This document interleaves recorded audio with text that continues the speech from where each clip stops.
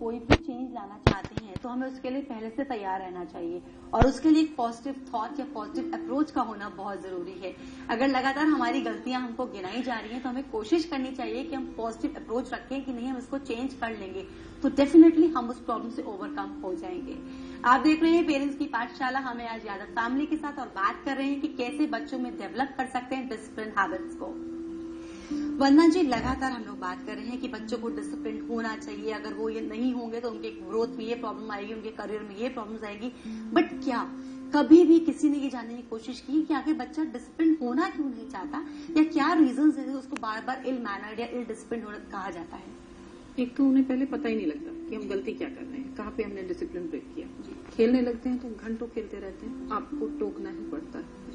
मेरी बेटी नेट पे बैठती है तो बैठी रहती है क्योंकि उन्हें पता ही नहीं है। जब वो खो जाते हैं चीज में तब वो डिसिप्लिन ब्रेक करते हैं। हाँ जी। और अगर आप उन्हें ये कहते हैं आप देर तक बैठी तो वो जल्दी से अपना कसूर नहीं मानते। ये एक इंसानी फितरत है और फिर उसके लिए वो अलग अलग रीजंस देते हैं, है ना। तो एक तो रीजन तो ये हो गया। दूसरा कि वो देखते हैं बड़े भी ऐसा कर रहे हैं तो मैं भी कर लूंगा, है ना। अगर पापा अपने यारों दोस्तों के साथ फोन पे बात करने लगे तो घंटों भर करते ही रहे, है ना। पापा मूवी देखने गए तो उसके बाद बाहर खाना खाने भी चले गए। मम्मी पार्टी में गई, किटी पार्टी में गई तो उसके बाद वहां से शॉपिंग भी चली गई। तो हम इन चीजों को देखें तो सही कि अगर हम ब्रेक कर रहे हैं तो हमारे बच्चे क्यों नहीं कर सकते। जी बिल्कुल। तो हम शुरुआत अपने आप से कर लेंगे, बच्चे ठीक हो जाएंगे। यानी हम लोग कहीं ना कहीं ये कह सकते हैं अगर हम लोग खुद डिसिप्लिन नहीं है या हम लोग खुद उन रूल्स एंड रेगुलेशंस को ब्रेक कर रहे हैं जो हम लोग अपने बच्चों के लिए बना रहे हैं तो डेफिनेटली उसको देखते हुए बच्चे भी वही चीज को फॉलो भी करेंगे। यहाँ पर मैं आपसे जानना चाहूंगी शिखा और शिवानी, क्या कभी ऐसा होता है आप लोग के साथ कि आप लोग को किसी बात के लिए मम्मी ने या पापा ने आपके डांटा या कभी हाइपर हो गए, उन्होंने कोई भी बात बोल दी, उन्होंने बोला बस ऐसा नहीं करना है एंड आप लोगों ने रीजन जानना चाहा हो, आप लोगों को रीजन नहीं दिए गए, तो एनी टाइम ऐसा कुछ हुआ हो कि आप लोग उनसे कहते हो कि हम गलत है माना बट हमें रीजन समझाइए कि ये चीज गलत क्यों है? हाँ, ऐसा बहुत बार हुआ है कि हमने मम्मा से पूछा मम्मा आप हमें डांट रहे हो, हमने क्या गलत क्या किया है। तो फिर मम्मा काम होके हम लोग को क्लेरिफाई करती हैं कि what is your mistake and what are you going to suffer. हाँ, इसके आपको क्या क्या नुकसान होंगे आगे जाके, तो you should start learning from now. तो कल से अच्छा हम आज उसको याद करना शुरू कर दे रादर देन कल टाल के हम लोग, वो हमारी हैबिट ही बन जाएगी। बिल्कुल, अपने बेटरमेंट के लिए जितनी कोशिश हम लोग आज से शुरू कर दे वो ज्यादा अच्छा है। दैट्स वेरी ट्रू कि बच्चों को हम लोग अक्सर कई बातों के लिए मना कर देते हैं बट ये नहीं होता कि बच्चों को मना करने के बाद उनको समझाएं कि हम आपको मना तो कर रहे हैं पर उसका रीजन ये है, उसका लॉजिक ये है। अगर बच्चों को आप लॉजिक रीजंस के साथ बताना शुरू करेंगे तो डेफिनेटली बच्चे आपकी बात मानेंगे क्योंकि हर कोई चाहता है कि वो अपना बेटरमेंट प्रॉपरली कर सके। और अब जानेंगे हमारी चाइल्ड साइकोलॉजिस्ट ने क्या कहा है कि बच्चों में किस तरह से हम डेवलप कर सकते हैं डिसिप्लिन हैबिट्स को। No one likes to be disciplined because people are stopped from doing what they want to do. But discipline is the key to every success in our lives. When as children we are disciplined, it's important to understand that it is being done for our good. Every time your parents tell you to do a certain thing, they draw lines with you, they have boundaries set for you, things that you can do and things that you can't do. It doesn't mean they are your enemies. Trust me, they are your best friends. Because this is what is going to teach you to succeed in life. Even when you find that everyone seems to be chasing you, trying to make you disciplined, trying to make you understand what is right and wrong, be patient. Because each parent of yours is your best friend. It's trying to do the best for you.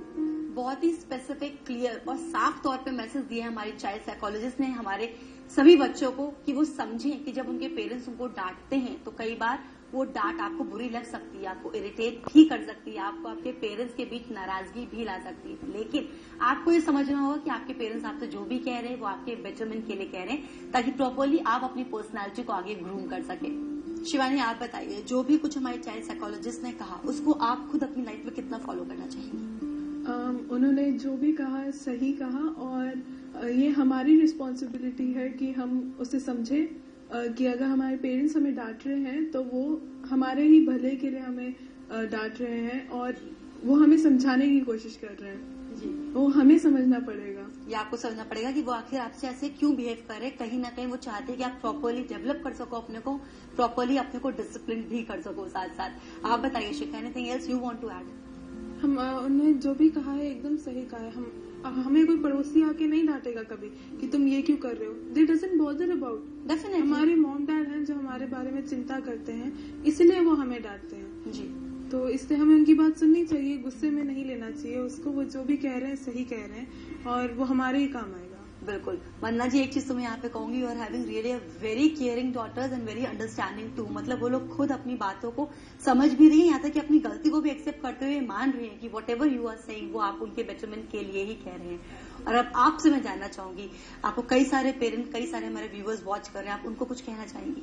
बहुत सारे बच्चे हैं जो गलतियां करते हैं, दोनों तरफ से कारण होते हैं। ठीक है, बच्चे हैं, नादानी करते हैं, पर उनसे नाराज मत होइए जी। बहुत बड़ी बड़ी गलतियां करते हैं, ओवरलुक कर दीजिए। ओवरलुक नहीं कर सकते, उन्हें समझाइए, है ना।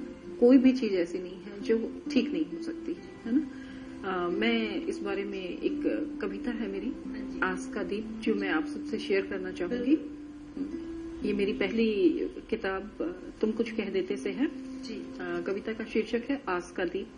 कि हर सुबह मैं आस का एक दीप जलाती हूँ, हर सुबह मैं आस का एक दीप जलाती हूँ, जो शाम तक मध्यम होकर बढ़ते अंधेरों के दबाव में टिमटिमाकर अस्तित्वहीन हो जाता है, बुझ जाता है काली रात के गहरे अंधियारे के समान, डूब जाता है अंधकार में। संपूर्ण रात्रि अस्त दीपशिखा की लुप्त गर्माहट में नई चिंगारी के इंतजार में कट जाती है, मगर बुझे दीप फिर नहीं जला करते।